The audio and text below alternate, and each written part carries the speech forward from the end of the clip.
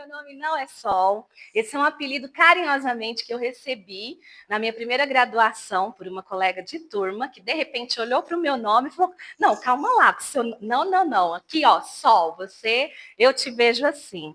E o apelido pegou. Hoje até me apresento, né, como Sol Yoshimura. É mesmo Sol? Não, contei uma mentira, não é. Eu sou a Solene. Tá? E aí tem esse sol, né, no meu nome, que uma amiga me presenteou na faculdade. E sou mulher, que eu acho que é importante falar isso hoje, né? Sou mulher, sou cristã, sou esposa, sou filha, sou mãe. E sou serva. E é um prazer poder conhecer vocês. Todos nós aqui temos a mesma cosmovisão de mundo? Ok? É mesmo?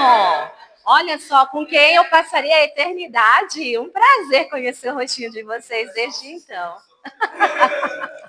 Seja bem-vindo. Então, eu sou a Solene, mineira, mais de 4 para 5 anos. Minha família se mudou para São Paulo, interior, né? Próximo a Ribeirão Preto, uma cidade maior.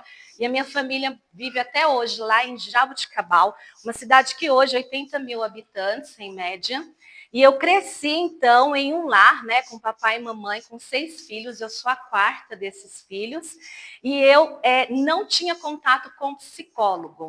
Mas todos os contatos que a minha família tinha com profissionais que cuidavam de pessoas, que atenciosamente ouvia as pessoas, como assistente social, como advogado, médico, eu ficava fascinada com esse lugar, né, desse profissional de se entregar ali, que eu percebi que o mundo paralisava. Então, eu já comecei a ter esse olhar pela psicologia, mesmo não sabendo nada sobre, e desejei ser psicóloga desde cedo. As duas profissões que pulsavam dentro de mim era a pedagogia, eu queria ser professora, ou psicóloga. E aí, no caminhar, né, da minha jornada, o Senhor não permitiu eu fazer pedagogia, não sou professora por formação, mas nas igrejas que temos congregado até hoje, o Senhor tem me dado a alegria de exercer esse lugar para o corpo de Cristo. Então, eu tinha esse objetivo de fazer psicologia na primeira graduação, mas não era uma condição real pela questão financeira da minha família e por não ter faculdade de psicologia nessa cidade, teria que ir para fora. Então, eu logo criei o plano B.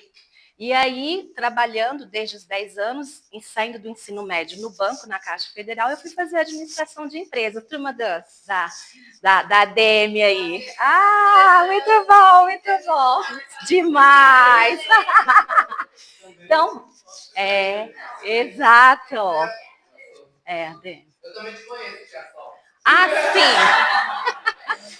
Tia Sol é uma forma, né, que as pessoas na igreja me chamam, que hoje atuo como conselheira da UPA, né, os adolescentes da congregação que participamos, né, da nossa comunidade, a IPNs. E faço esse trabalho junto com meu esposo. Então, me formei em administração, com 5 anos de casada, dificuldade de ter filhos, parei de trabalhar e vivi para a maternidade, no qual não me arrependo, esse sonho guardado, mas tinha sido compartilhado com meu esposo, que somos casados há 23 anos, e logo, depois de 5 anos de casados, vieram os filhos, que é uma moça lindíssima, 16 anos, e um rapaz de 18 anos, que vocês conhecem.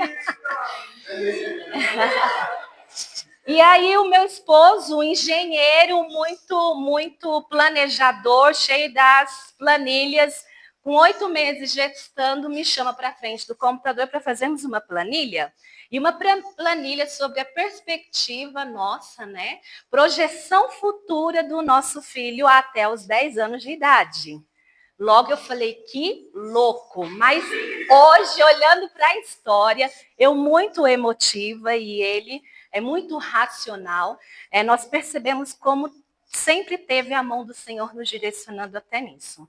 E aí, como eu paro a minha vida para maternar, porque meus filhos são meus primeiros discípulos, nós então começamos a a viver essa fase em casa, e quando a gente vai fazer a projeção, a partir dos 10 anos, a gente percebe, então, que eu preciso dessa oportunidade para voltar no mercado de trabalho, mas agora na área de ADM, ou tão sonhado curso de psicologia, e aí que eu achei que só fosse chegar na aposentadoria. E aí, realmente, Deus nos dá alegria, pensando na fase... quem é da psicologia aqui?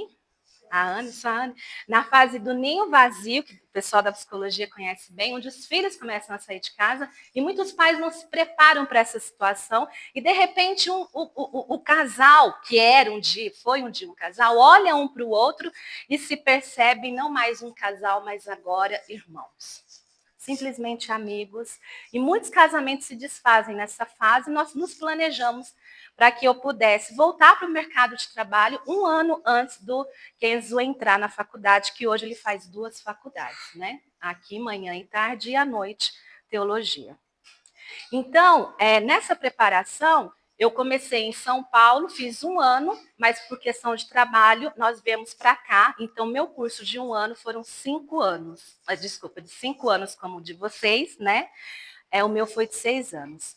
Fiz a PEC, não sei quantos conhecem, mas é uma agência missionária de evangelismo, numa janela que chamamos de 0 a 14 anos. E isso, eu sempre trabalhei com muitas EBFs, no condomínio onde morávamos ali, em Mogi das Cruzes, e na própria igreja, enfim. Então, eu sou uma apaixonada pelas crianças e vejo nelas uma grande oportunidade de aprendizagem. Também sou conselheira bíblica pela ABC, né? Onde eu e meu esposo também fizemos esse curso. E hoje faço 2 pós-graduação, uma na área da adolescência, que daqui 20 dias vou terminar, se Deus quiser, e a outra em orientação parental, que terminarei até abril, maio do ano que vem.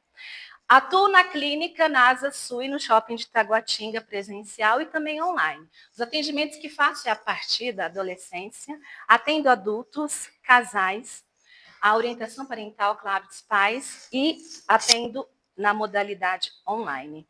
Eu sou uma profissional apaixonada por relações, porque o Senhor nos fez seres relacionais. E qualquer lugar que nos colocamos, as relações nos atravessam. E nem sempre o ser humano sabe lidar com isso de uma forma saudável. Então, eu gosto de ser uma promotora, né, de promover uma melhora nessas relações, seja ela da espécie que for. E sou palestrante pela NR01, não sei quantos conhecem, mas é uma normativa do Ministério do Trabalho. A partir da pandemia, houveram muitas pessoas se afastando pelo INSS. E isso trouxe muito peso financeiro para o governo. Então, ele quis dividir um pouco essa responsabilidade desse cuidado com o profissional, e aí ele passa a colocar em vigor uma norma que já existia, que a empresa promover eventos dentro da empresa para esses funcionários terem saúde mental. Então, eu com uma amiga, ela faz a parte da psicologia dos atendimentos psicológicos e eu faço, no caso, as palestras nas empresas que somos convidadas. Pois bem, agora já devidamente apresentada, gostaria de falar sobre esse tema que achei muito relevante, porque passando pela academia, e sou uma apaixonada pelos estudos, como vocês viram, continuo estudando e não pretendo parar, a gente vai percebendo o quanto nos sentimos sozinhos e somos muito atacados nesse lugar acadêmico. E vamos conversar um pouco sobre isso, né? Diante desse campo de batalha espiritual e emocional, além das energias nossas que são sugadas diante de tantos afazeres, de tantas atribuições que precisamos desenvolver neste lugar. Então, que vocês recebam assim essa nossa conversa, pode levantar a mão, pode falar, como realmente assim um bálsamo do Senhor para o seu coração, para você se encorajar de perceber que você não está só. E isso é muito bonito nesse grupo, porque quando eu chego, a primeira coisa que eu vejo é um orando pelo outro aqui. Então, assim, muito lindo, porque na faculdade que eu cursei, no Uniceub, nós tentamos, eu e um senhor, promovermos esse tipo de espaço, mas, assim, inúmeras vezes Estávamos exatamente ele e eu naquele lugar. As pessoas na academia, elas correm de Deus, elas não se interessam por Deus. E Deus é tudo para nós. Então, continuem neste lugar de dedicar tudo ao Senhor, de confiar nele e sobre o mais ele fará para vocês, tá bom? Para nós. Então, falar sobre a armadura de Deus, né? E a vida acadêmica e os verdadeiros desafios do cristão focados na psicologia, o texto que foi me dado foi Efésios, né, 6, de 10 a 18, que é um clássico para nós, né? A armadura de Deus, como nós precisamos dela. E viver isso ali dentro da faculdade, eu não sei vocês, mas às vezes me pegava imaginando assim, que tipo de uma metáfora que eu pudesse trazer ao meu momento real na academia, que metáfora me representaria melhor, né? A partir de uma modalidade, sabe? Das Olimpíadas, por exemplo, né? Que metáfora você acha que te representaria hoje? A maioria aqui estão em qual semestre? De todo, de todo. É. Formado, olha, que legal, muito bom, muito bom. E eu me pegava, assim, muitas vezes, me percebendo assim, sabe, em situações onde eu não tinha mais fôlego, sabe? Muitas vezes me faltava perna, parecia que eu tinha corrido uma maratona. Às vezes me faltava assim energia até para levantar, ainda que o sol não aparecesse, a energia não encontrava dentro de mim. Então é muito lindo esse lugar onde vocês estão se fortalecendo, porque é um reconhecimento de que vocês estarem aqui, isso não vem de vocês, realmente essa energia ela vem do Senhor, é o Senhor que os mantém, os sustenta aqui. Então o curso de psicologia em sua essência é um lugar muito perigoso, porque é um lugar onde a gente passa a se apropriar de um conhecimento, aonde a gente aprende técnicas que a gente pode ir dominando o outro. E a gente vai se encontrando nesse lugar, né, aonde a forma como tudo ali vai sendo colocado, não podemos ter a inocência de que isso está sendo apenas dito para um conhecimento específico, né, da nossa profissão. Mas existem objetivos específicos para nos tornarmos cidadãos que levantem essas bandeiras que eles trazem para nós dentro da faculdade. Então, são questões muito próprias que vão mexer com os nossos princípios e valores, com as crenças que nós temos. Então, nunca leia um texto, nunca ouça um professor achando que aquilo ali é mais um conteúdo que ele quer dar. Existem intenções de mexer com as pessoas que chegam nesse lugar sem estrutura, que chegam nesse lugar sem ter se avaliado quais são os seus princípios, quais são os seus valores, quais são as suas reais crenças. E facilmente essas pessoas são levadas por essas falas, né? Que as pessoas vão nos trazendo. Então, foi um desafio muito grande, porque a gente precisa estar nesse lugar de reflexão constantemente. Não dá para vacilar. Não é um lugar de descanso. Aqui é uma batalha mesmo, espiritual e emocional. E o inimigo, ele ataca demais direto nas nossas emoções. Porque uma vez que ele ataca nas nossas emoções, ele tira de nós a razão. E aí a gente vai para esse lugar do sentir, do estar sensível, do perceber as coisas a partir das emoções, é um perigo, porque aí a gente perde um pouco da razão. Então, uma das vezes que eu percebo assim, refletindo, né, sobre o tema, que eu me senti muito bombardeada foi com as ideologias, né, e as filosofias opostas à minha crença. Então, elas são colocadas assim, com uma naturalidade, te convidando a respeitar o jeito singular que o outro vai se apresentar a você, que se você não refletir sobre o assunto a partir das suas crenças, a partir dos seus princípios e valores, aquilo vai te conquistando. É um lugar muito sedutor, porque o conhecimento ele vai nos levando a esse lugar. Olha, é mais uma forma de olhar o ser humano que os outros que estão ao meu redor não têm essa sensibilidade que a academia está me trazendo. Mas é um lugar muito perigoso, porque se nós não buscarmos o Senhor constantemente, pode ser que ao abrirmos os olhos, podemos já estar imersos em todas essas opções e totalmente contra as nossas crenças, mas nós não nos observamos.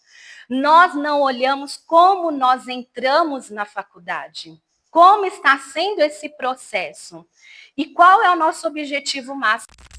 Pessoal, só um aviso rápido no meio do episódio. Tivemos um problema técnico e acabamos perdendo uma parte da gravação. Nós sentimos muito por isso, porque sabemos da importância de manter o conteúdo completo e bem feito para vocês. Agradecemos de verdade a compreensão e seguimos com o restante do episódio. Mas faça isso de forma intencional para realmente ter esse tempo com o Senhor. E aí no dia assim que você conseguir, tenha um tempo maior, ofereça um culto a Deus. Mas tenha um tempo, mesmo que curto, de culto a Deus. Não podemos nos esquecer que a nossa vida é um culto ao Senhor. Da hora que levantamos até a hora que vamos deitar. A nossa vida é um culto ao Senhor, sempre. A couraça da justiça, né? A couraça da justiça, nós olhamos para ela e ela nos ajuda a sermos íntegros, ou seja, totalmente, né? Servos, filhos de Deus. E a couraça, ela cumpre uma função de proteger essa parte do nosso corpo, que é exatamente onde se encontram os nossos órgãos vitais. Dentre eles, um muito especial. Qual? Coração. Como não lembrar de Provérbios 4, 23? Sobre tudo que se deve guardar. Guarde o coração, porque é dele que procedem as fontes da vida.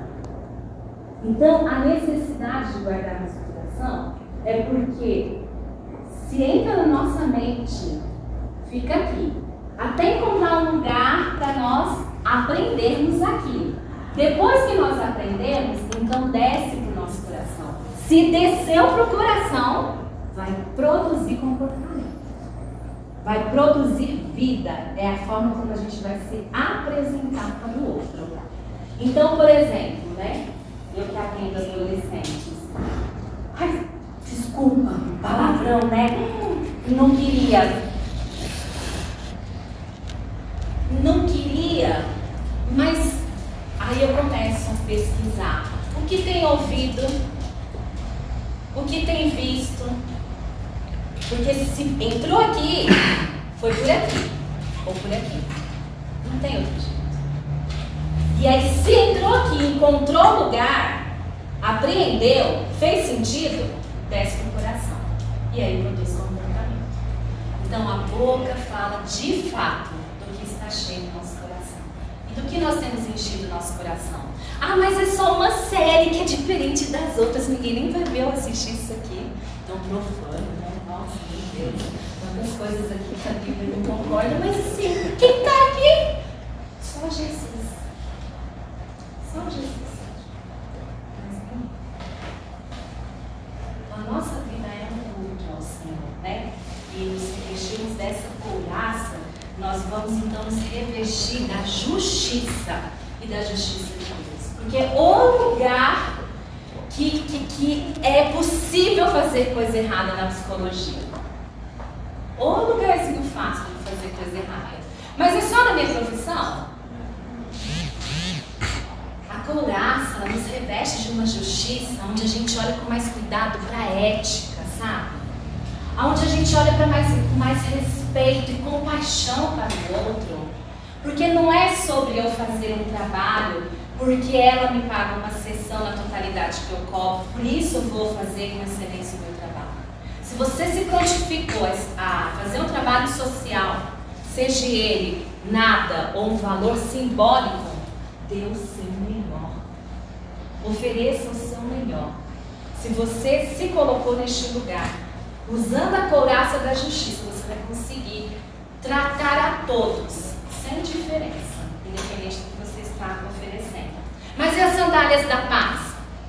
As sandálias da paz, elas são necessárias, muito necessárias, principalmente nesse lugar turbulento da academia. Porque só Jesus pode nos dar paz. Porque a paz em Jesus, ela é plena, ela é verdadeira, né?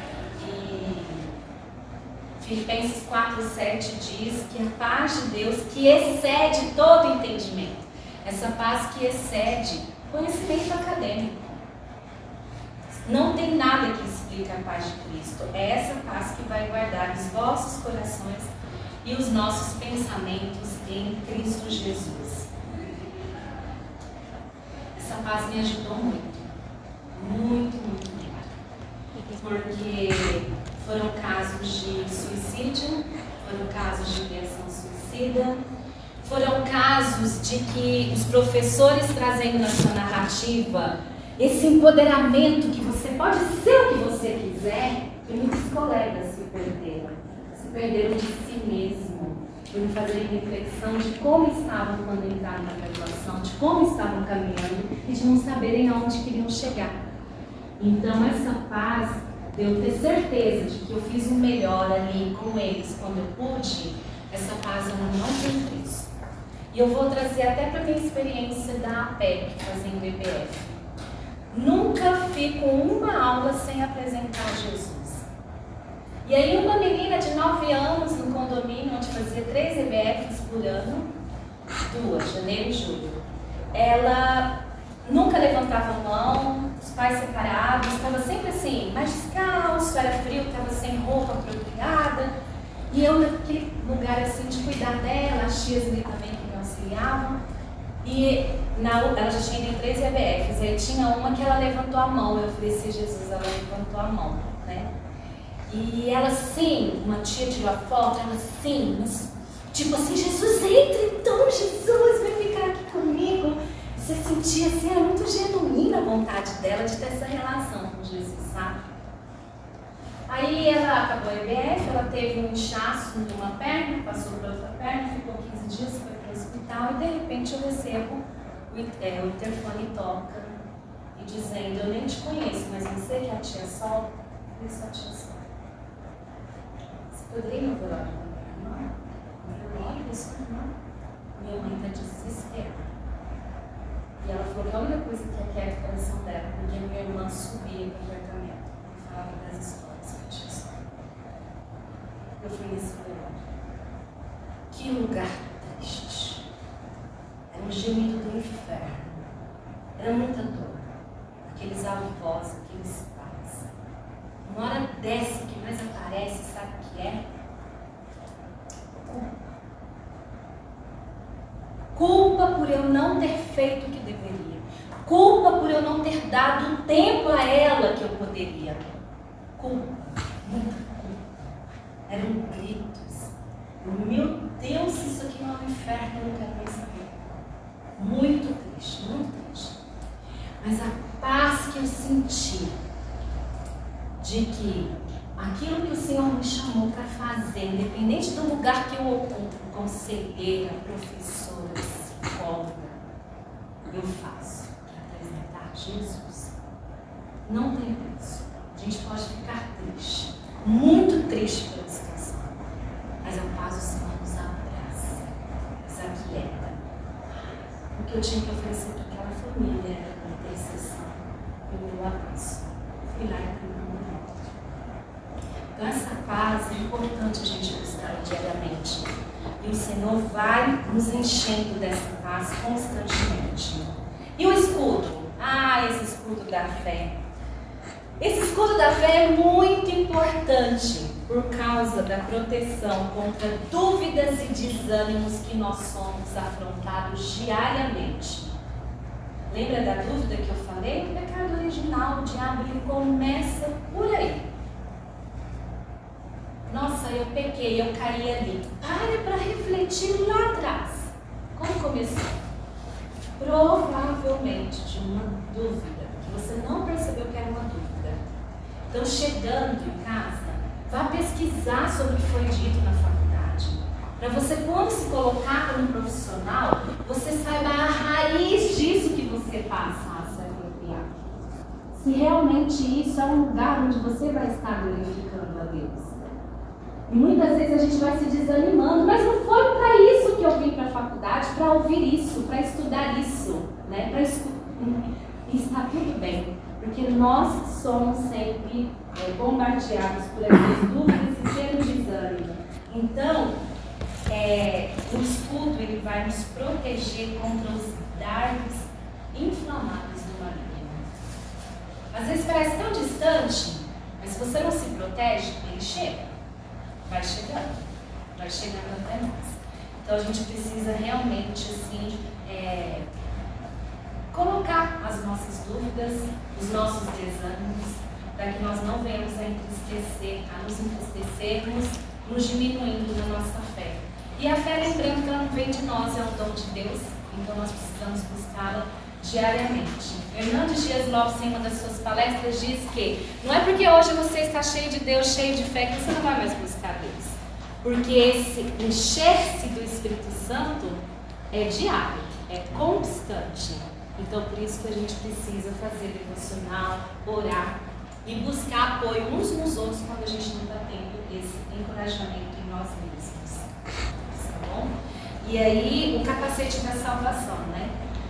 Lembra da mente que eu comentei? A importância do que a gente vai colocando. Então, se a gente vai colocando Bíblia aqui, ouvindo louvores, né? Discutindo, como estamos falando aqui, desse fortalecimento da nossa fé, logo a gente vai buscando na fonte que é Deus. E esse capacete vai tendo uma função que nós vamos percebendo aquilo que a gente já sabe, mas vamos vivendo no dia a dia, que a nossa energia não é própria. E a fonte da energia, a nossa fonte é Deus. E precisamos nos abastecermos nele todos os dias. Então esse capacete foi muito importante para mim, para eu não deixar esse conhecimento, né, ser maior do que a própria Bíblia, do que o próprio Deus dentro de mim. A espada do Espírito, né? Lendo a Bíblia, nós vamos ter o discernimento em Deus, tanto aqui dentro, na academia, quanto nos nossos atendimentos. Esse discernimento ele é muito importante, porque eu me lembro de situação onde eu, no estágio, atendi um homem e, assim, não estava explícito, mas eu me sentia assediada. E aí o Senhor foi um livramento, porque como eu percebi antes de alguma coisa acontecer, eu pude então interromper, né, aquelas ideias dele e passei ele para outro colega atender. Mas esse discernimento ele é tão importante que eu lembro que na lição de psicodrama, tudo bem, psicodrama, precisa que explica? Foi esquisito, muito da psicologia, tá sim, tudo bem. sim. Psicodrama é uma disciplina onde o professor vai te ensinar a cuidar terapeuticamente do Ian, mas a partir dele trazer a história dele, pronto, seu nome dele, coitado, né? Trazer a história dele a partir da ação, do drama. Então é como se isso aqui fosse uma sala terapêutica. E aqui tem alguns elementos, podemos colocar aqui tapetes, almofadas, objetos sobre a mesa. E aí eu peço para você, qual é o seu nome mesmo? Ezequiel, para você, sei lá, você está falando para mim de um conflito com o seu pai. E eu peço assim, você pode trazer isso para mim? E aí você usa dos elementos que tem, você pode mudar dando a almofada, o nome que você quer, o objeto que você quer que ela represente, por exemplo. E você então passa, é potente, viu gente? Não é uma linha que eu trabalho, mas é potente porque assim, a pessoa, ela vive aquela situação que trouxe esse trauma para ela, por exemplo, então vem muita emoção ali. É perigoso, tem que saber usar, enfim. E aí, no psicodrama, então, ação, drama, né? Ela fala então, numa narrativa dela em aula, que ela atendendo ali o paciente, ele todo mundo olhou, né, gente? Mas o paciente agora eu penso que é você. Aí entrou o paciente e aí ele falou assim, uau, que isso? Uau, e ele latia, ele ruivava, ele babava. Gente, é muito sério isso, né, Anne? Eu não sei se você já viu ou ouviu, mas, gente, acontece, tá? Ainda mais hoje, a gente tá num momento eu não sei falar o nome, começa com T, mas as pessoas, as pessoas chegam dizendo que é um animal e elas se apresentam e vivem aquilo como se fosse de fato, sabe? Então, nesse caso, o cachorro, e ela falou que foi atendendo, então assim, que lugar é esse, né? Eu me questiono assim, né? Ela levou muito para um lado assim, tá tudo bem, cachorro, uau! E aí, né, foi atendendo ele, latia junto, enfim, ela não latia junto, mas tipo assim, deu aquele espaço. Mas até onde isso pode ser, sabe? Alguns problemas psíquicos, alguns de fato transtornos, delírio, enfim, não vou entrar muito na linha da psicologia, senão só para psicodrama você já. Mas assim, né, a Anne está me acompanhando, o que acontece? Ela teve outro paciente que entrando, ela pegou e falou assim, oi, ele falou assim, oi, hoje eu não vim sozinho. Aí ela falou assim, olhou para mim e falou, tá, quem tá te acompanhando hoje? Não sei, não, eles já entraram. Eles já entraram. Opa, o que tá acontecendo aqui, né? Ela falou assim, então não é só ele entrou, são eles. Ela falou assim, 10 comigo, são 9. Aí ela falou assim, pois, você pode me dizer o nome dos seus amigos? Não é mais que amigos, são irmãos. E começou a falar nome de entidades espirituais. Então, assim, a psicologia ela caminha num lugar de perigo. Se você não tivesse discernimento, você não sabe como é que você está. É diferente de um transtorno. Eu atendi um caso de uma família, não ia falar, mas não atendi como psicóloga. Eles, meus vizinhos, ex-vizinhos de uma cidade que moramos, e ela me liga mandando mensagem desde 4, 5 da manhã, 6 horas que é o meu horário, e ela assim, desesperada, percebe um sofrimento genuíno ali dela, e ela então fala que a questão do marido que saiu de casa dizendo que ela assinou um papel, o único imóvel que eles moram para colocar à venda, e ela diz que é por conta de um vício dele de jogos. E ela então fala, minha maior preocupação eu não vou assinar porque a gente não tem outro lugar para morar, e nós vamos, e ele falou que às 11 horas ele vai se suicidar. Gente, um profissional de psicologia tem alguns casos assim, que eles são muito urgentes, né? Ele ainda dá o dia e a hora, aquele dia 11 horas. Aí eu paro todos os atendimentos presenciais à tarde, começo a dar uma assistência para a família e mostrei para ela que não estava precisando ali de um cuidado psicológico, embora ela me procurou como amiga, ex-vizinha. Mas precisavam de um advogado que eles pudessem se embasar na lei diante de se assinava ou não, se realmente podia tirar tudo que eles tinham, né? O apartamento. Isso tem 2 meses. Mas na narrativa dela no telefone, eu percebia algo meio que abrupto que entrava, sabe? Que não era aquela dor dela. E aí eu começo a perceber que ela não é ela está possessa. E nisso, que eu falei do advogado, eu faço contato com um colega advogado para saber, ele me fala lei, coisa e tal, e falo, e ela procura o advogado dela. E a psicóloga da filha deles, eles têm 2 filhas na idade da Ana, assim. E aí ela pega e diz, não se preocupe, porque o advogado já falou que eu estou resguardada pela Lei Maria da Penha. Oi? Ela não foi agredida, ele pediu para ela assinar e ele está se auto-violentando, né? Um suicídio é isso, é sobre ele, não é sobre ela. E também a psicóloga da minha filha já falou que ela me empoderou. Quem é ele para exigir que eu assine o documento? Aí eu fiquei, Senhor, ninguém olha para esse lado espiritual dessa pessoa, né? E fazem um recorte, uma fragmentação desse sujeito e acha que a solução que vão apresentar é algo efetivo, não tem como ser. Freud fala que ele não aceitou a religião, ele não trabalhou com isso, porque ele disse que era uma neurose obsessiva universal. A partir do complexo de Édipo, é mais psicologia, que aí você passa a ter um desejo sobre um pai divino de poder, de cuidado. E aí, esse seu medo, essa sua insegurança, você então passa a projetar numa religião, né? E aí Foucault vai falar desse lugar de poder que o profissional é colocado, como essa minha ex-vizinha ouviu esse advogado, né? E deu toda a credibilidade para ele. Pronto, tem uma lei que me resguarda. Tudo que ela quer é correr da responsabilidade dela, que depois descobri que tudo começou não por causa do marido, mas por conta de um vício de bebida, que ele está muito grande, gastou muito e levou a família a esse tipo de débito, né? Então, assim, é escutar a narrativa no todo. Não tem como a gente fragmentar, tirar a parte espiritual do sujeito. Faz parte dele. E esse discernimento, se é espiritual, só o Senhor que vai nos dar. Para minha professora lá de psicodrama, ela disse: então é os caras ruins? Deixa eles virem. Aqui, ó, eu peito. Desculpa, bati aqui, agora eu percebi. Até esqueci. Então, assim, não é na força do nosso braço, sabe? É na nossa fé, é na nossa crença.